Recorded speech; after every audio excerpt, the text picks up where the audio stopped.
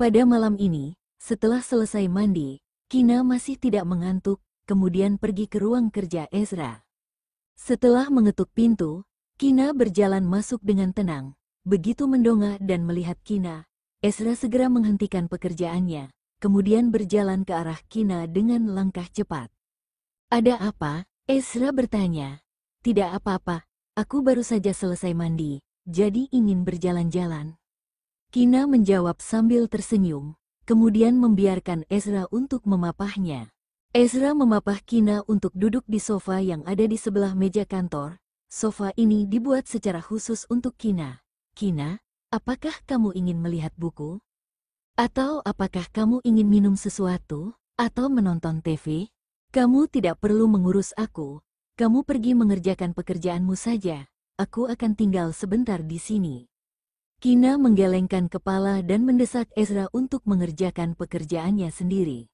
Kina hanya ingin tinggal di sini, karena Ezra ada di sini. "Baiklah, panggil aku saja jika kamu membutuhkan sesuatu." Setelah selesai berkata, Ezra kembali ke tempat duduknya dan terus bekerja. Kina menopang dagu dengan menggunakan satu tangan. Kina melihat penampilan Ezra yang fokus dan serius dalam bekerja.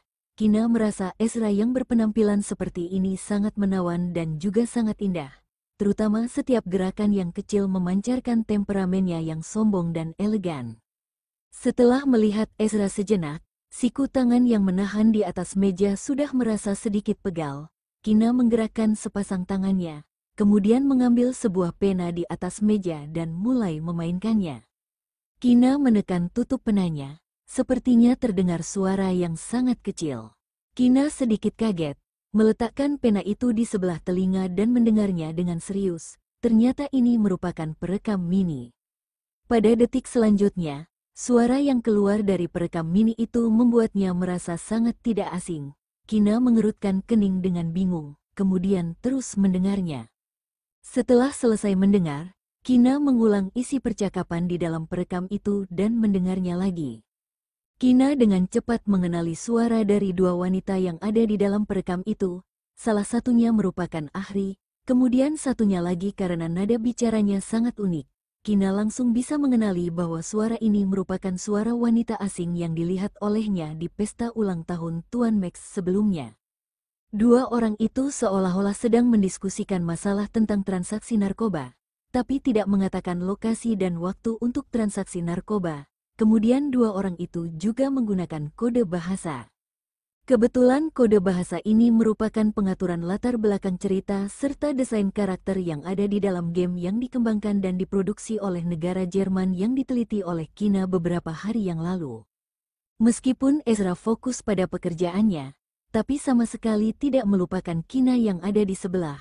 Terkadang akan menoleh dan melirik Kina. Begitu melihat tangan Kina mengambil perekam mini itu, ekspresi di wajah Ezra langsung berubah. Ezra mengendalikan emosinya tepat waktu. "Kina, jangan menyentuh perekam mini itu," Ezra berkata dengan nada yang dingin. Percakapan di dalam perekam mini itu menggunakan bahasa Jerman, tapi karena tidak ingin membiarkan Kina ikut campur dalam pekerjaannya, Ezra memilih untuk mengambil perekam mini ini kembali ke markas dan membiarkan bawahannya yang bisa bahasa Jerman untuk menerjemahkannya.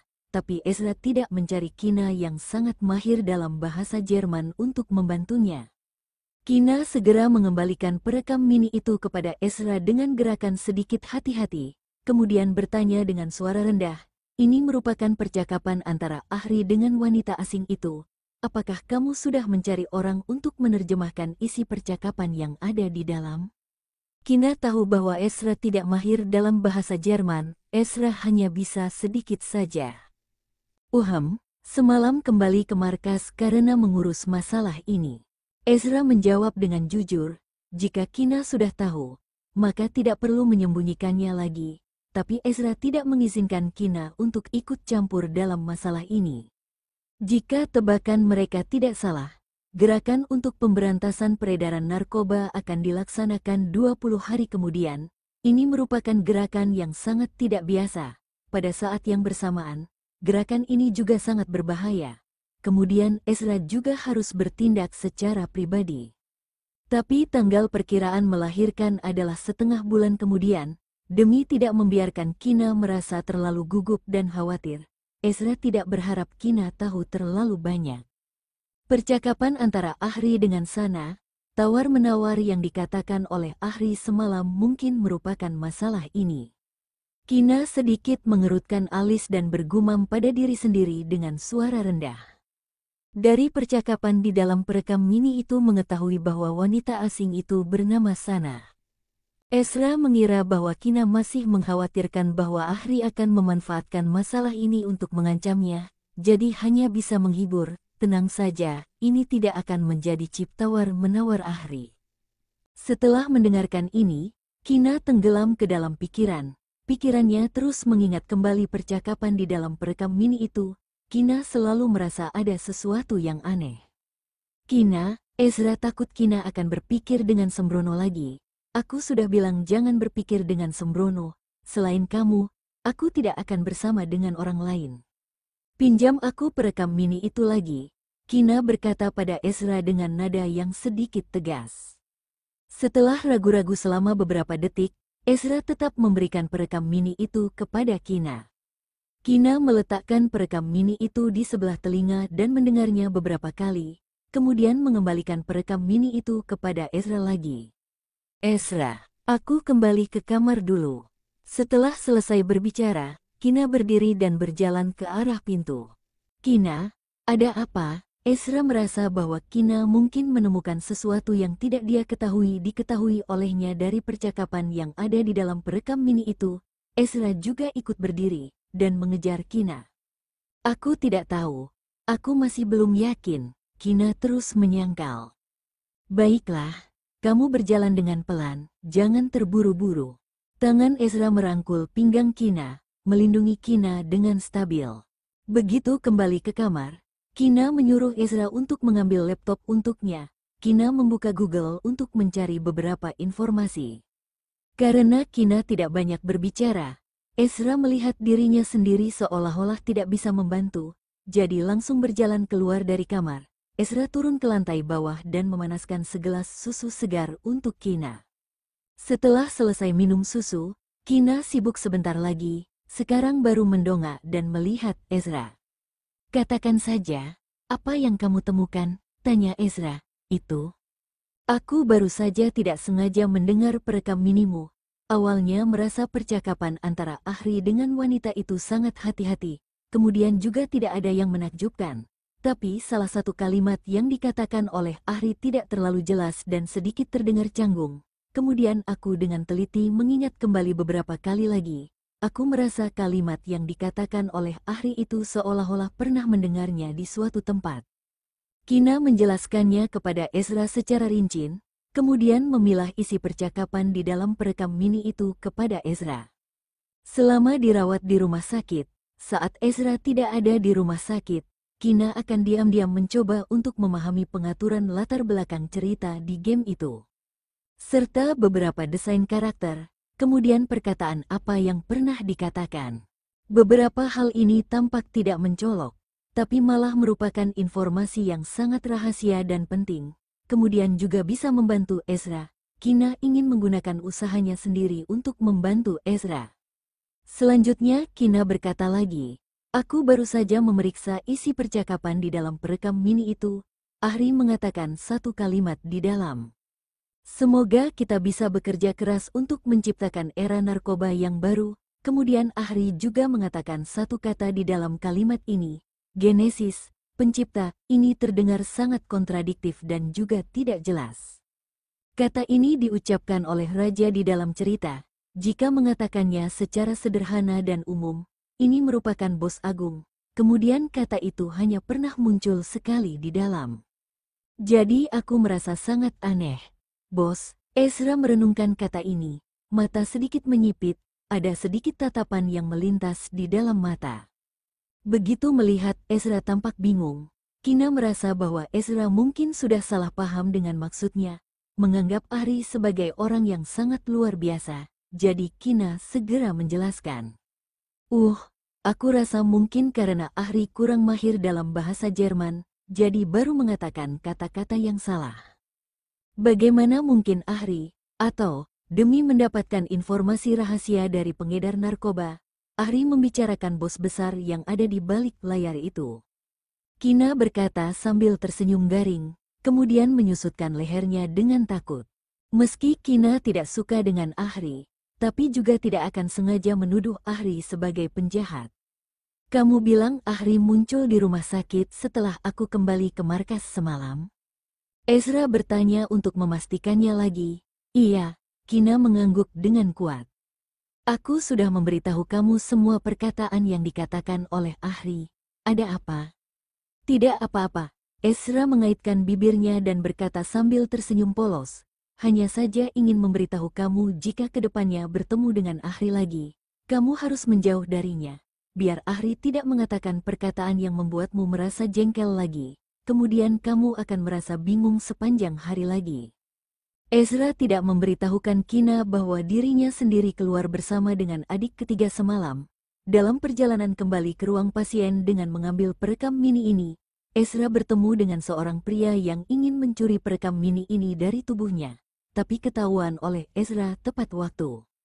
Kemudian Ezra membawa pria itu kembali ke markas dan menggunakan penyiksaan untuk memeras pengakuan, tapi sama sekali tidak mendapatkan sesuatu yang sangat penting. Sesuai dengan pengakuan pria itu, orang yang menghasutnya merupakan seorang wanita asing. Kemudian Ezra mengetahui bahwa pria itu memiliki catatan kriminal. Pria itu masuk ke penjara karena kasus pembunuhan beberapa tahun yang lalu. Setelah keluar dari penjara, pria itu masih melakukan banyak hal yang kejam, kemudian masuk ke dalam penjara lagi. Tapi setelah keluar, pria itu terus melakukan kejahatan, sama sekali tidak berhenti berputar. Setelah tidak mendapatkan banyak rahasia, saat menghadapi masyarakat yang tidak berguna seperti ini, Ezra menyuruh bawahannya langsung membunuh pria itu secara rahasia. Kemudian tidak lama setelah Ezra pulang ke markas, Ahri sudah muncul di rumah sakit. Apakah benar-benar begitu kebetulan? Mungkin menyadari bahwa rekaman panggilan mereka sudah diambil oleh orang, jadi mengejar ke sini untuk menyelidiki. Setelah tanggap, Ezra mengangkat bibirnya dan mengeluarkan senyuman yang dingin. Apakah Ahri merupakan bos agung? Bahkan jika bukan, Ahri pasti merupakan anggota penting di dalam organisasi bandar narkoba itu. Jika seperti ini, dapat dijelaskan kenapa bos di dalam organisasi pengedar narkoba yang kecil itu tiba-tiba ingin bertindak pada Kina dengan menghabiskan uang sebanyak 20 miliar. Mereka menemukan bahwa bos pengedar narkoba yang kecil itu masih memiliki penghasut di balik layar. Kemudian penghasut di balik layar itu merupakan salah satu cabang penting dari organisasi bandar narkoba yang diselidiki oleh Ezra. Karena melibatkan bandar narkoba, sebelumnya Ezra mengira bahwa identitasnya sudah terungkap. Tapi setelah memikirkannya lagi, saat itu, Ezra mengatakan perkataan yang kejam kepada Ahri. Kemudian keesokan harinya sudah terjadi masalah seperti itu. Kemungkinan besar Ahri yang menghasut orang lain untuk melakukannya seperti ini. Kina sama sekali tidak tahu tetapi hanya terdiam sejenak saja. Ezra sudah tersesat dalam segudang pikiran. Kina memprotes dengan sangat tidak puas. Siapa yang bodoh? Ezra, kamu jangan menghina orang. Aku bisa bingung juga karena peduli padamu. Jika tidak peduli pada Ezra, Kina tidak sabar ingin orang lain membawa Ezra pergi. Iya, semuanya karena peduli padaku. Ezra mencubit pipi Kina yang marah, kemudian berkata sambil tersenyum. Kina mendengus merasa sedikit lelah karena baru saja sibuk begitu lama, ditambah sedang hamil sekarang. Jadi Kina berkata pada Ezra dengan arogan, "Aku sudah lelah, kamu memapah aku untuk berdiri. Aku sudah ingin tidur." Ezra langsung memeluk Kina dari sofa.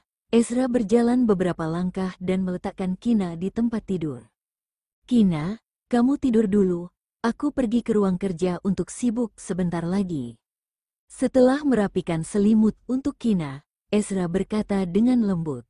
Kina langsung memegang telapak tangan Ezra, kemudian berkata dengan penampilan yang sedikit bertindak tanpa malu, "Kamu pergi setelah menemani aku tidur. Aku baru saja membantu kamu, meski tidak membantu apapun, Ezra berpikir di dalam hati, bagaimana mungkin Kina tidak membantunya. Kina sudah membantunya sangat banyak, sebelumnya banyak hal yang tidak dipahami oleh Ezra, tapi sekarang sudah perlahan-lahan muncul utas utama. Tapi Ezra sama sekali tidak memberitahukan Kina, biar Kina tidak merasa puas diri, kedepannya ingin ikut campur dalam semua masalah. Oke, Ezra melepaskan mantelnya dengan gerakan yang terampil. Ezra meletakkan mantelnya di sofa yang ada di sebelah, kemudian berbaring di sebelah Kina. Kina bersandar di dalam pelukan Ezra. Kina merasa sangat hangat dan nyaman. Aroma unik yang ada di tubuh Ezra juga sangat wangi. Kina berpikir bahwa dirinya sendiri mungkin sudah kecanduan. Kedepannya jika tidak ada suhunya dan aroma tubuhnya yang wangi, Kina pasti akan menderita insomnia. Ezra menurunkan kelopak matanya.